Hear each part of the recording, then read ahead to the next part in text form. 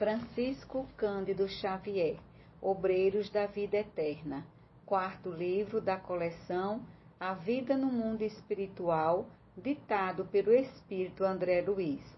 17º capítulo, primeira parte, rogativa singular. Enquanto Dimas se restaurava paulatinamente, Fábio cobrava forças de modo notavelmente rápido. Os longos e difíceis exercícios de espiritualidade superior, levados a efeito na crosta, frutificavam, agora, em bênçãos de serenidade e compreensão. Ambos repousavam na casa transitória, amparados pela simpatia geral da instituição que a irmã Zenóbia dirigia. Ao mesmo tempo, prosseguíamos em constante cuidado, junto aos demais amigos, principalmente ao pé de Cavalcante, cuja situação orgânica piorava sempre nas vizinhanças do fim. Dimas, com o exemplo de Fábio, criara novo ânimo.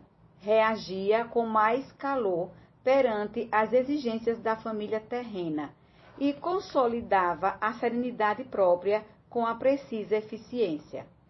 O ex-tuberculoso, iluminado e feliz, notava que outros horizontes se lhe abriam ao espírito sensível e bondoso.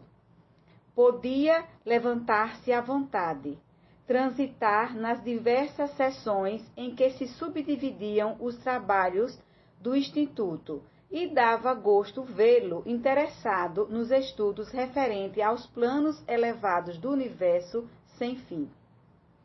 Experimentava tranquilidade. Não era um gênio das alturas, não completara suas necessidades de sabedoria e amor. Entretanto, era servo distinto, em posição invejável pelos débitos pagos e pela venturosa possibilidade de prosseguir a caminho de altos e gloriosos cumes do conhecimento. A irmã Zenóbia dava-se ao prazer de ouvi-lo, nos rápidos minutos de lazer, e frequentemente manifestava a Jerônimo suas agradáveis impressões a respeito dele. Tanta alegria provocou o discípulo fiel, com a disciplina emotiva de que dava testemunho, que o nosso assistente tomou a iniciativa de trazer-lhe a esposa em visita ligeira. Lembro-me da comoção de Mercedes ao penetrar o pórtico do Instituto pelo braço amigo de nosso orientador. Estava atônita, deslumbrada, extática. Não possuía consciência perfeita da situação, mas demonstrava sublime agradecimento. Conduzida à câmara em que o companheiro a esperava, ajoelhou-se instintivamente. Sensibilizamo-nos todos ante o gesto de espontânea humildade. Fábio, sorridente, disfarçando a forte emoção, dirigiu-lhe a palavra exclamando: "Levante-se, Mercedes. Comungamos agora na felicidade imortal." A esposa, porém, inebriada de ventura, fechara-se em compreensível silêncio. O amigo adiantou-se, ergueu-a e abraçou-a com infinito carinho. "Não se amedronte com a viuvez, minha querida", continuou. "Estaremos sempre juntos. Lembra-se de nosso entendimento derradeiro?" Mercedes entreabriu os lábios e fez sinal afirmativo. "Dê-me notícia dos filhinhos", pediu o consorte desencarnado a sorrir. Nada disse ainda. "Por quê? Fale, Mercedes, fale. Mostre-me sua alegria vitoriosa."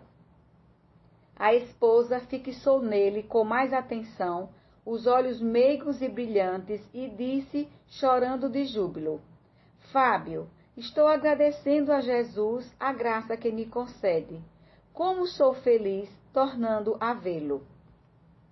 Lágrimas copiosas corriam-lhe das faces. Em seguida, após curto intervalo, informou: "Nossos pequenos vão bem. Lembramo-nos de você incessantemente. Todas as noites reunimos-nos em oração, implorando a Deus, nosso Pai, conceda a você alegria e paz na vida diferente que foi chamado a experimentar. Outra pausa em que a nobre senhora tentou conter o pranto. Quero avisá-lo, prosseguiu, de que já estou trabalhando.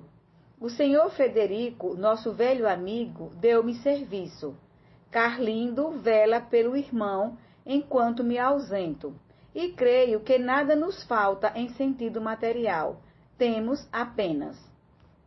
E a esposa dedicada interrompeu-se nas expressivas reticências, receosa talvez de ofendê-lo. Continue, falou o companheiro sensibilizado. Não se zangará, disse Mercedes, reanimando-se, se eu reclamar contra as saudades imensas? Em nossas refeições e preces há um lugar vazio que é o seu. Creia, porém, que faço o possível por não feri-lo. Coloquei mentalmente a presença de Jesus, o nosso Mestre invisível, onde você sempre esteve. Desse modo, sua ausência em casa está cheia de confiança fervorosa nesse amigo certo que você me ensinou a encontrar. Reparei que o esposo, não obstante a elevação que o caracterizava, desenvolveu visível esforço para não chorar. Fazendo-se otimista, observou. Não apague a luz da esperança. Não me zango em sabê-los saudosos, pois também eu sinto falta de sua presença, de sua ternura, da carícia dos nossos filhos, mas ficaria contrariado se soubesse que a tristeza absolveu nosso ninho alegre. Tenha coragem e não desfaleça. Logo que for possível, retomarei meu lugar em espírito. Estarei com você no ganha-pão, assisti-la-ei nos exercícios da prece e respirarei a atmosfera de seu carinho. Para isso, por enquanto, preciso escorar-me em sua fortaleza de ânimo e não dispenso o seu amoroso auxílio. Sinto-me cercado de bons amigos que não nos esquecem, e, quem sabe, estaremos lado a lado de novo em porvir não remoto. Avisaram-me de que a divina bondade me concedeu ingresso em colônia de trabalho santificador, a fim de prosseguir em meus serviços de elevação. Poderei, talvez, tecer diferente e mais belo ninho para aguardá-la. Ouço dizer, Mercedes, que o sol é muito mais lindo nessa paisagem de encantadora luz e que à noite as árvores floridas assemelham-se a formosos lampadários, porque as flores maravilhosas retêm o luar divino. Nesse instante, determinada interrogação interrompeu-me no raciocínio. Se Fábio havia feito tantos amigos em nosso núcleo de serviço, desde outro tempo, a ponto de merecer-lhes especial consideração, como se mostrava adventício a respeito do noticiário de nossa esfera. Sintetizando cumpridas indagações em pequenina pergunta ao assistente Jerônimo, respondeu o orientador em 2 sentenças curtas. A morte não faz milagres. Retomar a lembrança é também serviço gradual, como qualquer outro que envolva atividades divinas da natureza. Calei-me atento. Fitando a visitante, enternecido, o marido recém-liberto considerava. Acredita que não vale a pena sofrer, de algum modo, para conseguir tão sagrado patrimônio? Nossos filhos crescerão depressa, as lutas serão breves, as situações carnais transitórias. Não desanime, portanto. A providência jamais se empobrece e nos enriquecerá de bênçãos.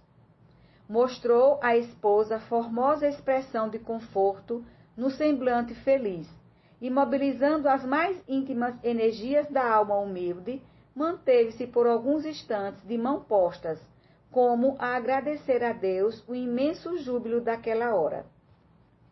Jerônimo fez significativo sinal, avisando em silêncio que findara o tempo da visita. A irmã Zenóbia, que acompanhou a cena, comovida, junto de nós, tomou de uma flor semelhante a uma grande camélia dourada e deu-a a Fábio para que presenteasse a companheira. Mercedes recebeu a dádiva, conchegando-a ao coração. Nosso dirigente aproximou-se de mim e notificou-me. André, acompanhe-nos à crosta. Nossa amiga perdeu grande porção de forças com a emoção e ser-nos-á útil sua cooperação na volta. Despediu-se a viúva e em breve era por nós reconduzida ao lar. E, ainda agora, ao relatar a experiência, recordo-me da estranha sensação de felicidade que Mercedes sentiu ao despertar no leito, com a perfeita impressão de guardar a delicada flor entre os dedos. Tudo, pois, corria bem no círculo dos trabalhos que nos foram cometidos, quando nosso mentor foi chamado por autoridade superior de nossa colônia. Esperei impaciente o regresso dele, porque Jerônimo, em obediência às determinações recebidas, deveria partir imediatamente para entendimento inadiável. Francisco Cândido Xavier, Obreiros da Vida Eterna. Quarto livro da coleção A Vida no Mundo Espiritual, ditado pelo Espírito André Luiz. 17º capítulo, segunda parte, rogativa singular. Recomendou-nos aguardá-lo em serviço na casa transitória, acentuando que seria breve. De fato, não se demorou mais de um dia, e ao regressar, certificou-nos da novidade. A irmã Albina fora autorizada a permanecer na crosta planetária por mais tempo, razão porque a desencarnação fora adiada sine die. Certa rogativa influíra decisivamente no assunto. Entrara em jogo imperiosa exigência que nossa colônia examinara com a devida consideração. Em vista disso, renovara-se o programa da missão que trazíamos. Ao invés de auxílio para a liberação, a velha educadora receberia forças para se demorar na crosta. Devíamos procurar-lhe a residência sem perda de oportunidade, propiciando-lhe ao organismo os possíveis recursos magnéticos ao nosso alcance. Quis perguntar alguma coisa, inteirar-me das particularidades. Todavia, Jerônimo costumava dizer com proveito tudo o que necessitávamos saber, e não me cabia constrangê-lo a qualquer informação antecipada. Por que se modificara a decisão de tamanho relevo? Quem possuía, afinal, tanto poder na oração para ter influência nas diretivas de nossa colônia espiritual? Seria justo o adiamento? Por que motivo determinada súplica impunha a renovação do roteiro a seguir? O assistente percebeu as indagações que se me entrechocavam no cérebro e adiantou. Não se torture, André. Saberá tudo no momento oportuno. E traçando sintética programação de serviço, acrescentou. Vamo-nos, Hipólito e Luciana velarão pelos convalescentes. Em caminho, porém, não resisti. Pedi permissão para ouvi-lo de maneira sumária quanto à nova deliberação, e Jerônimo aqueceu-se, esclarecendo. A medida não deve provocar admiração. Ninguém, senão Deus, detém poderes absolutos. Todos nós, no desenvolvimento das tarefas conferidas às nossas responsabilidades, experimentaremos limitações nos atributos ou no acréscimo de deveres, segundo os desígnios superiores. O futuro pode ser calculado em linhas gerais, mas não podemos prejulgar quanto ao setor da interferência divina. O Pai efetua a organização universal, com independência ilimitada no campo da sabedoria infalível. Nós cooperamos com relativa liberdade na obra do mundo, sujeitos à necessária e esclarecedora interdependência em virtude da imperfeição da nossa individualidade. Deus sabe enquanto nós nem sequer imaginamos saber. E com expressivo gesto de bom humor, prosseguiu. Não existe, portanto, novidade propriamente dita. Aliás, é justo considerar que a desencarnação de Albina não é suscetível de ser adiada por muito tempo. O organismo que a serve está gasto, e a nova resolução destina-se apenas a remediar difícil situação, de modo a trazer benefícios para muita gente. A prece, em qualquer ocasião, melhora, corrige, eleva e santifica. Mas somente quando estabelece modificação de roteiro igual à de hoje é que paira acima das circunstâncias comuns o interesse coletivo. Ainda assim, a medida prevalecerá por reduzido tempo, isto é, apenas enquanto perdurar a causa que a motiva. Recordei uma experiência anterior, em que observara certo irmão recebendo alguns dias de acréscimo à existência no corpo, para poder solucionar problemas particulares, e compreendi a alteração à vida. De qualquer modo, porém, minha surpresa não era desarrazoada, porque constituíamos comissão de trabalho definido com atividades traçadas por superiores hierárquicos. No caso a que me reportava, vira amigos de nossa esfera intercedendo junto de outros amigos em benefício de terceiro. Todavia, na questão em exame, tratava-se de pedido da crosta, atuando diretamente em nosso núcleo distante. Conservando, pois, minha curiosidade insatisfeita, acompanhei o assistente até o apartamento confortável em que residia a interessada. Os prognósticos acerca do estado físico da enferma eram desanimadores. Seu espírito, no entanto, mantinha-se calmo e confiante, a despeito da profunda perturbação orgânica. Não só o coração e as artérias apresentavam sintomas graves, também o fígado, os rins, o aparelho gastrointestinal.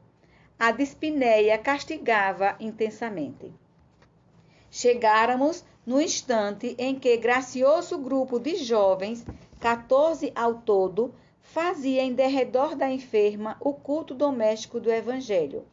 Enquanto oravam, antes dos comentários construtivos de alma voltada para a sublime fonte da fé viva, atiramo-nos ao trabalho, seguidos de perto por outros amigos de nosso plano, ligados à missão da nobre educadora. O ambiente equilibrado pela prece e pelos pensamentos de elevação moral contribuíam eficazmente na execução de nossos propósitos. A zona perigosa do corpo abatido era justamente a que situava o aneurisma, provável portador da libertação. O tumor provocara a degenerescência do músculo cardíaco e ameaçava ruptura imediata. Jerônimo, entretanto, revelou-se mais uma vez o médico experimentado e competente de nosso plano de ação. Começou aplicando passes de restauração ao sistema de condução do estímulo, demorando-se atencioso sobre os nervos do tônus. Em seguida, forneceu certa quantidade de forças ao pericárdio, bem como às estrias tendinosas, assegurando a resistência do órgão. Logo após, meu orientador magnetizou longamente a zona em que se localizava o tumor, bastante desenvolvido, isolando certos complexos celulares e esclareceu. Poderemos confiar em grande melhora, que persistirá por alguns meses. Com efeito, finda a complexa operação magnética, observei que o coração doente funcionava com diferente equilíbrio. As válvulas cardíacas passaram a denotar regularidade. Cessou a aflição. o que foi atribuído e, de fato, com razões ponderosas ao efeito da prece. Albina sentou-se reconfortada, mais calma. Fitou comovida as discípulas que se achavam presentes em afetuosa homenagem a ela e considerou satisfeita. Como me sinto melhor? Motivos fortes possuía o apóstolo Tiago, recomendando a prece aos enfermos. As alunas e as filhas riram-se de contentamento e ergueram em seguida a formosa oração gratulatória, emocionando-nos o coração. Contrariando a expectativa geral, a enferma aceitou o oferecimento de um caldo confortante. Em face da alegria que a todos empolgava, perguntei de súbito ao assistente: teria sido as súplicas das discípulas o móvel da alteração? Quem sabe, talvez lhes fizesse falta a venerável professora. Não é bem isto, elucidou o mentor. A intercessão das meninas trouxe-lhe a cota natural de benefícios comuns. No entanto, acresce notar que Albina já cumpriu tarefa junto delas. Deu-lhes o que pôde, devoltou-se quanto devia. Em virtude da abnegação da enferma, as aprendizes trazem o cérebro cheio de boas sementes. Compete agora às interessadas organizar condições favoráveis ao desenvolvimento intensivo dos tesouros espirituais de que são portadoras. Curioso, arrisquei. Estaríamos, porventura, ante o resultado de requisição sentimental das filhas? Jerônimo fitou ambas as senhoras que assistiam à doente com desvelada ternura, abanou a cabeça com gesto negativo e retrucou: também não. Não se trata de resposta a semelhante rogativa. No desempenho dos sagrados deveres de mãe, Albina fez tudo pelo bem-estar das filhas. Desvelou-se quanto lhe era possível. Por elas perdeu compridas noites de vigília e encheu laboriosos dias de preocupação absorvente e redentora. Educou-as carinhosamente, encaminhou-as na estrada da santificação e, sobretudo, ao prepará-las para a vida, entregou-as ao Pai Eterno sem egoísmo destruidor. O trabalho materno foi completamente satisfeito. Doravante, cumpre às filhas seguir o exemplo, imitando-lhe a conduta cristã. Os bons pensamentos do Luade e Eunice envolvem-na toda em repousante atmosfera de amor. Entretanto, não seriam os rogos filiais em circunstâncias como estas que modificariam o roteiro das autoridades superiores no cumprimento das leis divinas. As súplicas de ambas partem de esferas de serviço perfeitamente atendidas pela missionária em processo de libertação, e de modo algum as filhas poderiam retê-la. Cândido Xavier, Obreiros da Vida Eterna. Quarto livro da coleção A Vida no Mundo Espiritual, ditado pelo Espírito André Luiz. 17º capítulo, terceira parte, Rogativa Singular. Nesse instante, sentindo-se a enferma confortada pela inopinada melhora, dirigiu-se à filha mais velha, indagando: Luade, acredita você na possibilidade de trazerem o Joãozinho até aqui? A interrogação enternecida seguiu-se plena aprovação da filha, e o telefone tilintou chamando alguém. Ao passo que a senhora se entendia com o esposo, à distância, meu orientador anunciou bem-humorado: em breves momentos receberá você a chave do problema. Continuamos socorrendo a organização fisiológica da enferma, observando a alegria sincera das discípulas que se retiravam contentes. Mãe e filhas voltaram a permanecer a sós conosco, junto de outros amigos espirituais que se dedicavam no compartimento à tarefa de auxílio, inclusive a simpática irmã que nos acolhera na visita inicial, falando-nos, aliás, da probabilidade de prorrogação. Processavam-se com extremado carinho os serviços de assistência, quando o cavalheiro bem posto deu entrada, conduzindo um menino miúdo de 8 anos presumíveis. Varando a porta do quarto, o pequeno mostrou-se cônscio do lugar em que se achava, cumprimentou as senhoras, respeitoso, e voltou-se de olhos ansiosos para a enferma, beijando-lhe a destra com indescritível ternura. Albina rogou a Deus o abençoasse e o menino perguntou: Vovó, como vai? Designando o assistente, esclareceu: a súplica dessa criança alcançou-nos a colônia espiritual e modificou-nos o roteiro. Quê? Interroguei, sumamente surpreendido. Jerônimo, todavia, continuou: não é neto consanguíneo da doente, embora se considera tal. É órfão que lhe abandonaram a porta, após o nascimento, e que Luade mantém no lar desde que nossa irmã se recolheu à cama. Não obstante a prova, Joãozinho é grande e abnegado servo de Jesus, reencarnado em missão do Evangelho. Tem largos créditos na retaguarda.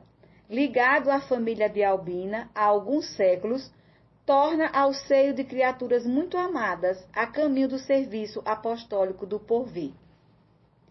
Ia formular perguntas novas, mas meu orientador, indicando à enferma que se abraçara a criança, aconselhou-me solícito: observe por si mesmo. O diálogo entre ela e o pequenino adquirira encantadora suavidade. Tenho passado mal, meu filho, exclamava a respeitável senhora em desabafo. Ó, vovó, tornou o rapazinho, olhos radiantes de fé. Tenho rezado sempre para que a senhora fique boa depressa. Tem fé? Confio em Jesus. Na última vez em que estive na igreja, pedi a todos me ajudarem a rogar ao céu pela sua saúde. E se Deus me chamar?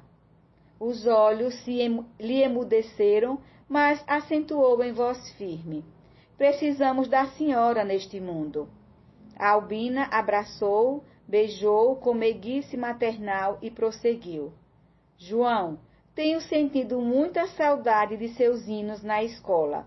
Tem louvado o Senhor pontualmente? Tenho.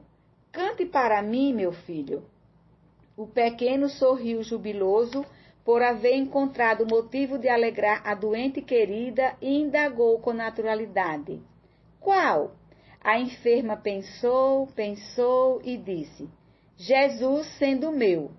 O menino modificou a expressão fisionômica, entristeceu-se instantaneamente, mas colocando-se junto ao leito e na postura do crente submisso, ergueu os olhos ao alto e começou a cantar antigo e delicado hino das igrejas evangélicas.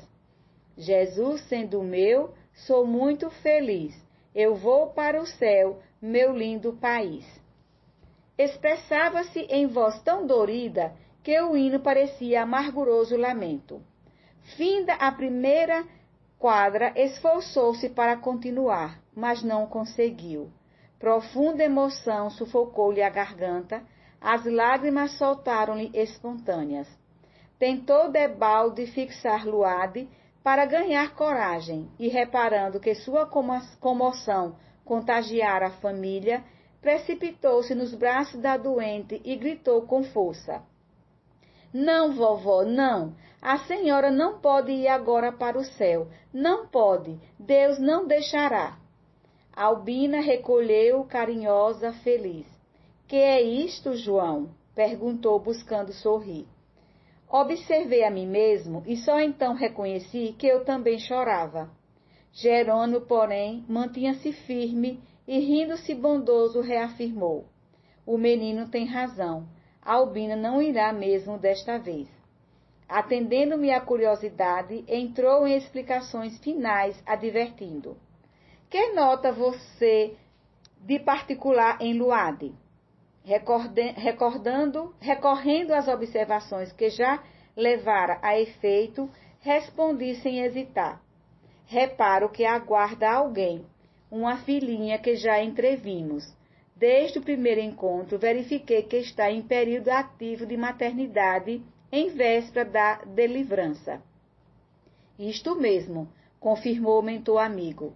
A prece de João é importante porque se reveste de profunda significação para o futuro.